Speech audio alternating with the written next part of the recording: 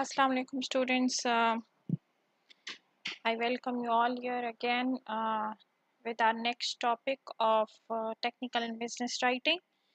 Uh, I hope you all would be fine. Um, According to our course outline, our next topic is comprehension, right? So, what is comprehension, students? I hope you all would be familiar about comprehension exercise if I ask you that such topic was there in your previous classes. If you remember, you were given a passage, and at the end of that passage, you were given different questions. Um, and you were told आपसे कहा जाता था जी आपने इन questions के answers करने now although it seem to be very simple exercise although it was not a difficult thing at all कि जी आपको पैसेज भी दिया गया है and you were also given questions at the end and you were asked कि जी इन्हीं questions के इसी पैसेज में से you have to give the answers. So, if I ask you that why you could not get good marks, even though it seemed to be or it was supposed to be a very simple exercise, कि जी passage में ही सब कुछ idea भी दिया गया है, questions उसी में से दिए गए हैं, तो होना तो बिल्कुल सिंपल चाहिए एंड आप सबको फुल मार्क्स लेने चाहिए, लेकिन नहीं. The reason is there are different things which you people attempt in wrong way. So we are going to see that how you can attempt your comprehension passage in correct way, in better way. So what is comprehension? Now if I give you an example कि जी एक passage दिया गया है, उसके and पे questions दिए गए हैं, तो उसका पर्पस क्या है? What is the purpose behind that? The purpose is कि उस comprehension में आपकी ability of understanding is checked, right? This is the main purpose of comprehension. क्यों? क्योंकि passage दिया गया है, उसको आपने पढ़ना है. You have to read that passage, and after reading that passage आपको उसके end पे answers करने हैं of the question. So what is comprehension? The objective of comprehension and the purpose of comprehension is to evaluate the ability to read and understand the text. This is the main purpose of comprehension. Comprehension में क्या है? एक passage दिया गया जाता है, उसका purpose क्या है? To evaluate the ability to read. आपकी evaluation हो सके, check हो सके ये किस तरह, whether you can read the text or and you can also understand it. To understand the text and answer the factual and inferential question based on the text.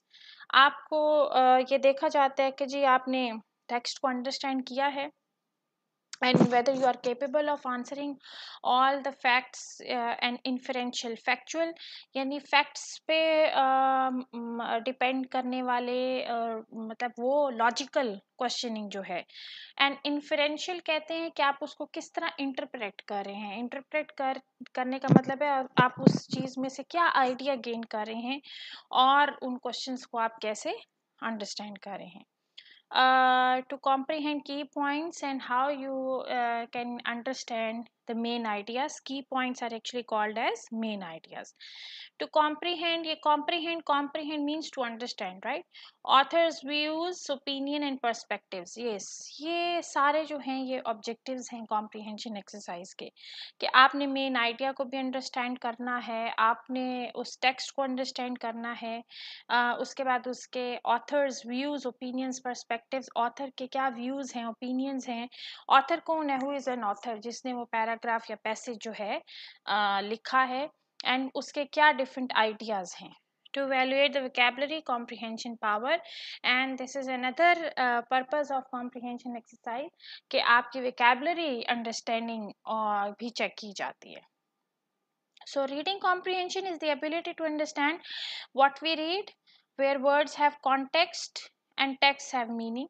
Yes, this is the main purpose of comprehension exercise कि आपने उसको क्या read किया है, उसमें से क्या understand किया है, how you have understood the words with reference to context, और किस sense में words, context किस sense में words जो हैं वो use हुए हैं और text क्या मायने है, right? Reading comprehension skills allow us to read proficiently, learn effectively, strategize, conceptualize and succeed in life. Comprehension skills का पर्पस ही यही है कि आपकी रीडिंग को ये ज़्यादा से ज़्यादा प्रोफिशिएंट बनाता है, ज़्यादा बेहतर बनाता है। आप अच्छे तरीके से लर्न कर सकते हैं, आप स्ट्रैटेजीज अडॉप्ट करके, डिफरेंट मेथड्स अडॉप्ट करके कॉन्सेप्ट्स को अंडरस्टैंड करते हैं, which is important to have understanding and to get success in life. Many students are left behind um, in form sorry, due to having this a problem of hiding this line, I cannot read it, but you can just understand it, how to solve reading comprehension. Now the question is that how you can attempt this reading comprehension passage, क्योंकि comprehension में हमेशा a passage will be given to you, आपको passage दिया जाएगा and your ability, your power of understanding will be checked, right? So reading comprehension passage, what are the tips, what are the techniques, इसके tips क्या हैं, इसकी strategies, methods, इसके techniques क्या हैं कि आप इसको solve in a better way you can solve it, right? Reading comprehension is the ability to read text, process it and understand its meaning. इसमें आपने text will always be given to you. What is this text? Text वो होगा जो passage will be there in front of you, आपके सामने जो passage होगा उसको आपने process करना है. Process क्या मतलब है, different steps को follow करने हैं कि पहले कौन सी रीडिंग करनी है, फिर दोबारा रीडिंग करनी है, उसको कैसे आपने स्टेप बाय स्टेप लेके चलना है और उसका मकसद क्या है, टू अंडरस्टैंड इट्स मीनिंग.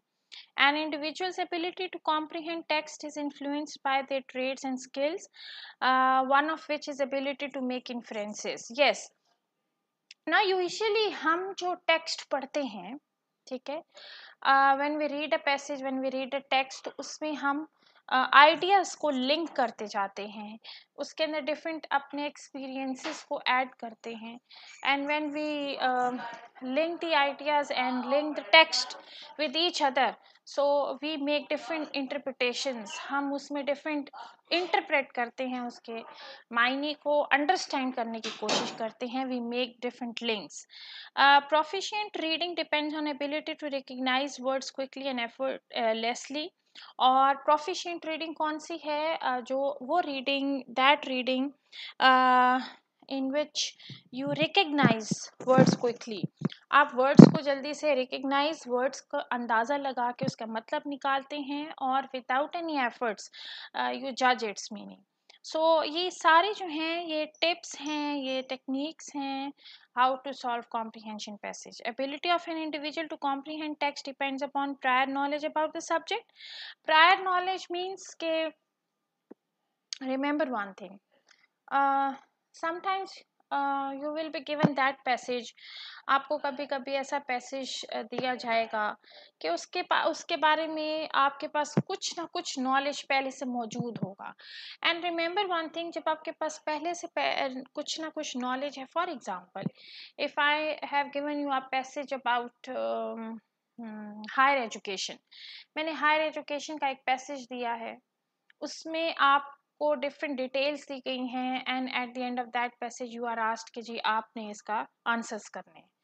तो प्रायर नॉलेज आपके पास, definitely you are getting higher education, आपको कुछ ना कुछ तो हायर एजुकेशन के बारे में पता होगा ना कि इसकी इम्पोर्टेंस क्या है, हम क्यों तालीम हासिल कर रहे हैं, क्योंकि हमने आगे अच्छी जॉब्स करनी है, हमने अच्छी सर्विसेज देनी है.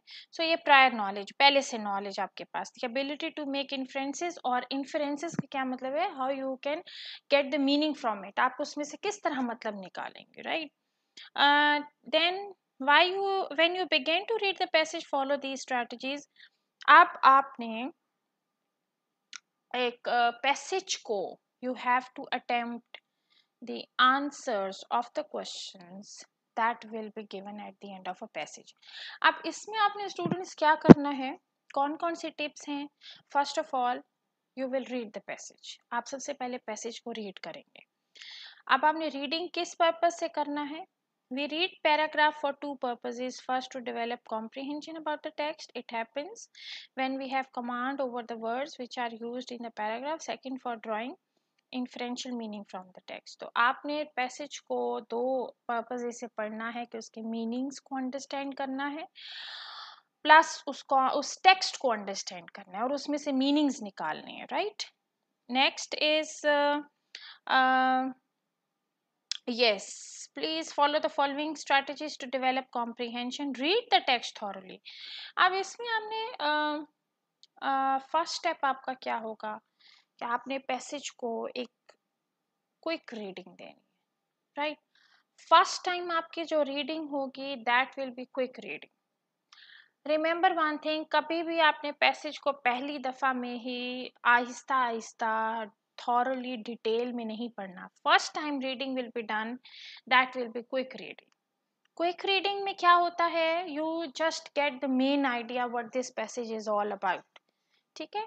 अब आपने for example if I give you an example कि आप एक न्यूज़पेपर को पढ़ रहे हैं, न्यूज़पेपर में आपने एक जल्दी से उसकी रीडिंग की है just for getting the main ideas.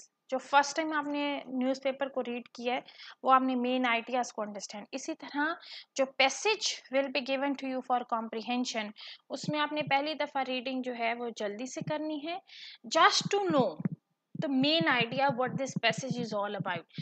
पहली दफ़ा जो रीडिंग होगी वो क्विक रीडिंग होगी। सेकेंड टाइम जो रीडिंग होगी that will be read the text thoroughly. जब दूसरी दफ़ा आप रीडिंग करेंगे तो फिर आप रीडिंग करेंगे डिटेल हासिल करने के। पहली reading just for getting the main idea, second reading for getting the details about that. Have a look on title of the passage. Yes, आपका जो टाइटल है पैसेज का वो भी हेल्प करता है to understand the main idea of the passage. जैसे कि न्यूज़पेपर में हेडलाइंस हैं, हेडलाइंस आपकी हेल्प करते हैं उस आर्टिकल के बारे में, इसी तरह पैसेज का जो टाइटल है, हेडिंग है, that will also help you to know about the passage, right. Then try to understand the meaning of the text. Do not stuck or worry if you do not know the meaning of a word mentioned in the text. Simple solution of this problem is to reread the previous sentence and the next sentence. This will give you an insight about the meaning of the word. Yes, a very important technique. Usually what happens, आपने पहली दफ़ा तो reading कर ली general idea लेने के लिए कि ये पैसेज जो है ये इस चीज़ के बारे में है। Okay, I want to give you here the example of a passage that is there in your book. Wren and Martin की जो बुक है आपके पास रेड कलर की, उसको प्लीज़ आपने ज़रूर खोलना है इस पर्टिकुलर टॉपिक्स के लिए ना। उसमें आपने क्या करना है, कॉम्प्रिहेंशन वाला जो आपका पैसेज, कॉम्प्रिहेंशन वाली एक्सरसाइज जो है उसको खोलेंगे। उसमें यही चीज़ें बताई गई हैं, लेकिन आप एक मैन एंड मशीन्स का पैसेज होगा, उसको आपने खोलना है। Then when you will apply these strategies on that passage it will be easy for you। उसमें पैसेज दिया गया मैन एंड मशीन्स, उसको आप रीड करें प्लीज़। फर्स्ट टाइम रीडिंग आपकी क्विक रीडिंग होगी just to get the main idea. Second time आप जब रीडिंग करेंगे तो डिटेल्स हासिल करने के लिए रीडिंग करेंगे। Now a very important thing here कि most of the students they get confused and they get worry about this thing कि जी हमें इस वर्ड की समझ नहीं आई, अब क्या होगा। Don't get afraid from this thing. इसमें आपने क्या करना है, आप री रीडिंग कर सकते हैं। Rereading is the best solution to solve this problem. Rereading में आपने जब आप दोबारा से रीड करते हैं and when you make a link with the previous sentence and the next sentence, तो फिर आप उसका मतलब ज़्यादा अच्छे तरीके से समझ सकते हैं।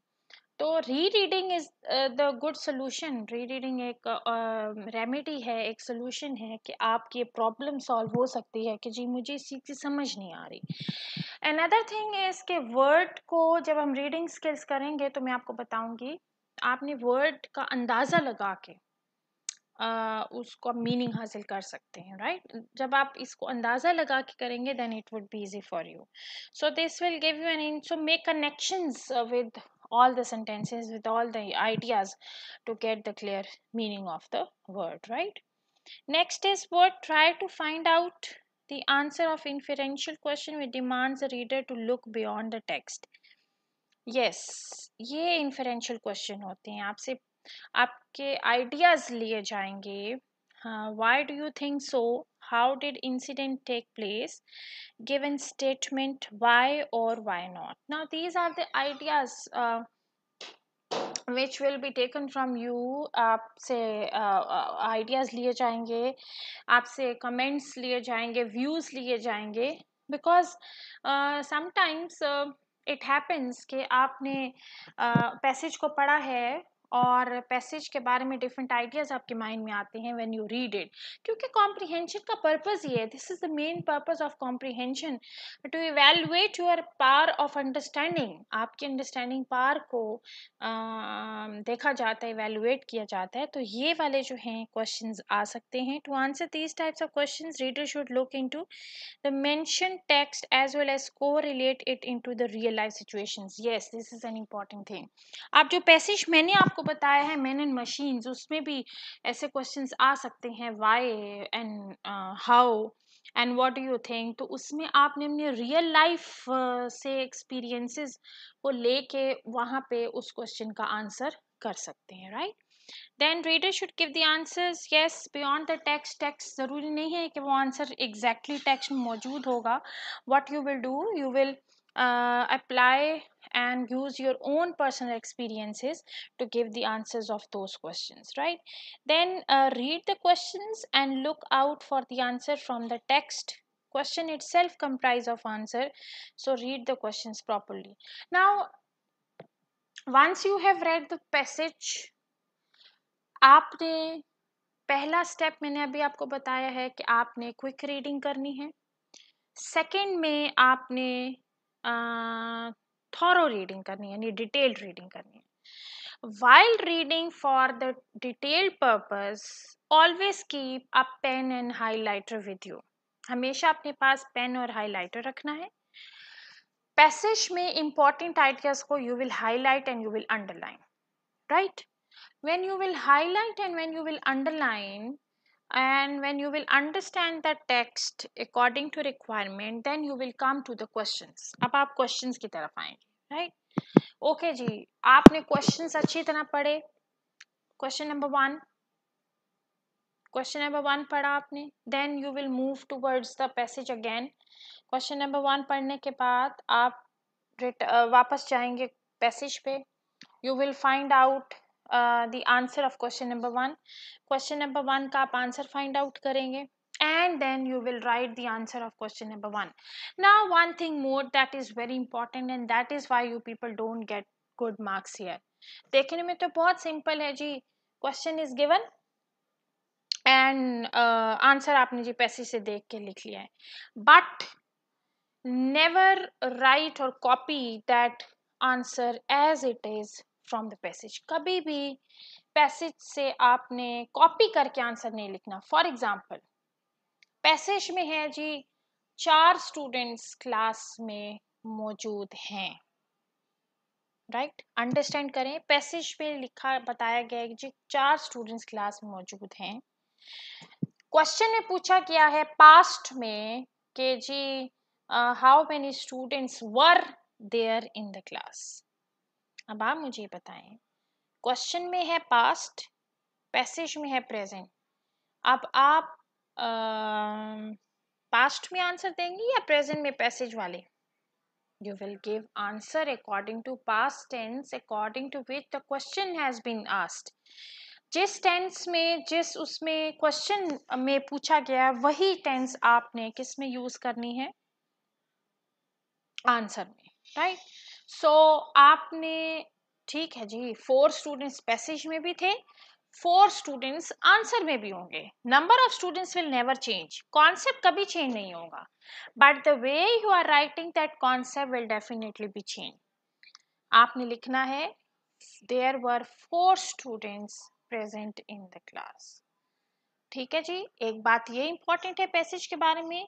Second thing is never give answers in words, यानी सिर्फ इतना नहीं लिखना 4 स्टूडेंट्स, आप कंप्लीट सेंटेंस लिखेंगे। You will write complete sentence while answering your question. अपने क्वेश्चन को आंसर करने के लिए आप हमेशा पैसेज के आंसर्स को कंप्लीट आंसर्स में लिखेंगे। You will never write in simple words and phrases. Second point क्या था जी, कभी भी आपने एज इट इज वहां से कॉपी करके नहीं लिखना। You have to rewrite them in your own words. उसको थोड़ा सा मोल्ड करके चेंज करके लिखना है according to requirement of your question. तो ये बात आपके अंदर है। Question itself comprises of answer, so read the question properly. कि ये जो were, was, is, am, are अगर क्वेश्चन में मौजूद है तो उसी के मुताबिक आप अपने आंसर को अटेम्प्ट करेंगे, right. Never copy from there the passage. Copy नहीं करना। कॉन्सेप्ट को जरूर पैसेज में से देखना है, लेकिन कॉन्सेप्ट को आप थोड़ा सा चेंज करके इन योर ओन वर्ड्स उसको रीराइट करेंगे and you will answer those questions, right. Then if you are facing difficulty to find out answer of the complex questions, then passage demands you to reread once as an alert reader to increase comprehension level of the text. Yes, if you are facing problem, अगर आप problem face कर रहे हैं with respect to understanding of any answer, तो फिर आप उसको दोबारा से रीरीड करें। Never hesitate to reread. Rereading is the best solution, right? Then slowly and gradually you should increase vocabulary power to comprehend a written paragraph. Yes, आपने आहिस्ता, yes, this is a very important thing कि vocabulary जितनी ज़्यादा strong होगी आप उतना बेहतर तरीके से उसे आंसर कर सकते हैं। अब इसमें आपने vocabulary is not a miracle, कोई जादू मोजा नहीं हो जाना। आप with the passage of time, slowly and gradually, if you will make practice, then you can enable to comprehend a written paragraph. So what you should do, you should make efforts, you should do practice to increase your word power bank। अपने इसके word vocabulary bank को improve करें, words को ज़्यादा से ज़्यादा पढ़ें, understand करें, ताकि आपकी passage में ये problem जो है वो कम से कम हो, right? Then passage comprehension demands you to have sound knowledge of basic grammar, word power and techniques to write answer properly. This is what I have already told you. Basic grammar means कि अगर question में past है तो answer भी past में आएगा, although there is present in the passage। आपने question को follow करना है, right? ये present past future वाली बात का ख्याल करना है। अगर future में पूछा गया question तो आपने future में ही answer करना है। word power, word को yes आप सिनोनिम्स यूज कर सकते हैं, सिमिलर वर्ड्स यूज कर सकते हैं टू अवॉइड रेपिटेशन, ताकि न्यू वर्ड्स हों टू आंसर योर क्वेश्चंस। ये डोंट थिंक ये मुश्किल है, it's not difficult at all. आपने कुछ स्ट्रैटेजीज फॉलो करनी है, वो मैं एंड पे आपको उसकी समरी भी बता देती हूँ कि वो स्ट्रैटेजीज इन फाइनल, इन सब टिप्स की फाइनल जो समरी है I will tell you. And techniques to write answer properly and accurately, right? Then questions can also be related to grammar, because a written passage may focus single item of grammar in the passage. That is, if the passage yes, this is what I have told you, okay, you will follow the tense of the verb of the question, and according to question जो question में जो tense use हुआ है वही आपने answer में भी करना है, right? Then the only remedy to reach at the level of perfection, develop habit of doing practice on a regular interval. Yes, practice makes a man perfect. Comprehension exercise है ही इसीलिए कि आपकी अंडरस्टैंडिंग लेवल को ज़्यादा से ज़्यादा बेहतर बनाया जा सके, और इसमें जो है perfection can be achieved only when you will make habit of practice on regular basis. अब इसमें practice कैसे होगी? If you will open your book of Wren and Martin, वहाँ पे बहुत से passages दिए हुए हैं। Please उन passages को read करें and try to answer the questions that are given at the end. Don't get scared and don't get nervous and hesitant कि जी मैं कैसे इनका आंसर्स दूंगा, ये तो बहुत मुश्किल है। No, not at all. आप जब उसको री-रीड करें, although you can never reach to perfection at the very first time, at the very first moment, आप शुरू में perfection की तरफ नहीं जा सकते, लेकिन with the passage of time कोई बात नहीं, if you make mistakes at the start, लेकिन Aahista Aahista with the passage of time you will be able to develop yourself in answering the questions that are given at the comprehension exercise. Okay, now I just want to tell you about comprehension. What is comprehension? It is an exercise ये please आपने अपनी comprehension की उसकी रैन and Martin की book को भी please open करके उसकी देखें, यही सारी चीज़ें हैं। कॉम्प्रिहेंशन की पहले आप डेफिनेशन लिखेंगे। Comprehension is an exercise in which a passage is given to check the students ability of understanding, right. उसके बाद एक समरी होगी कि what are the tips of attempting the answers. इसमें पहले आपने क्विक रीडिंग करनी है। First of all you will go for quick reading. Quick reading में आपने जनरल आइडिया अंडरस्टैंड करना है। उसके बाद आपने डिटेल्ड रीडिंग करेंगे। डिटेल्ड रीडिंग में you will try to understand the details of the text of the passage. उसमें आपने while reading you will underline the important ideas. After underlining the important ideas you will come to the questions. अब आप questions की तरफ आएंगे। question number 1, then go to your passage again, finding out the answer from there, rewrite that in your own words, right। उसके बाद फिर question number 2 में जाएं, उसका आंसर फिर तलाश करने के लिए आप पैसेज की तरफ दोबारा जाएंगे, वहां से आंसर को पिक किया and then rewrite in your own words, right. So in this way you will try to attempt the answers of the questions.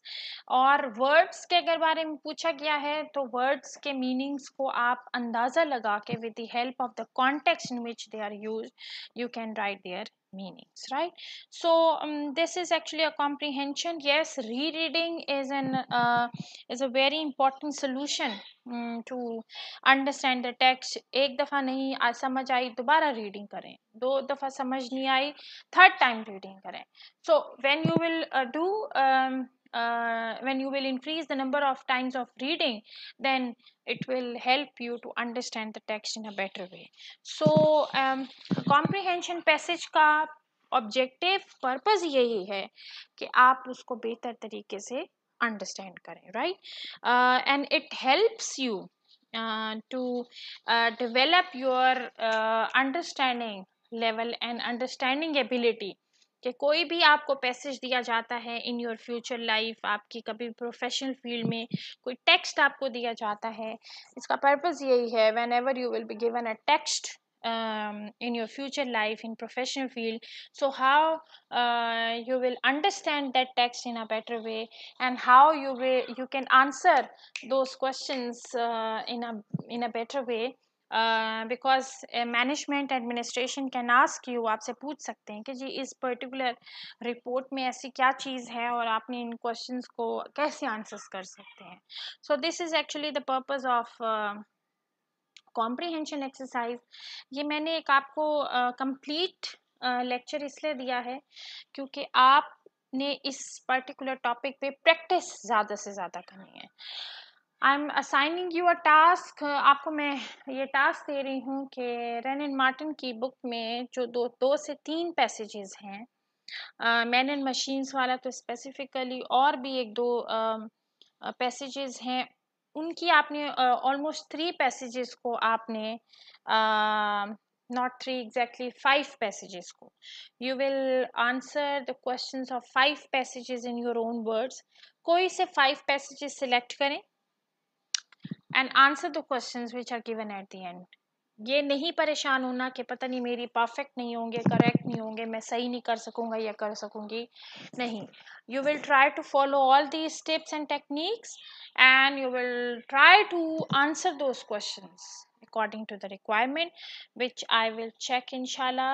either I can ask you क्या मुझे soft form में assignment भेज दें, मैं इसको check करूँगी, right. So you are having enough time with you, इसकी practice करें please and do ask questions if you have any queries with respect to it. so this was all about comprehension exercise। I hope you would have understood। If you have any questions with respect to it you can ask me। Till then inshallah take care of yourselves। Allah Hafiz।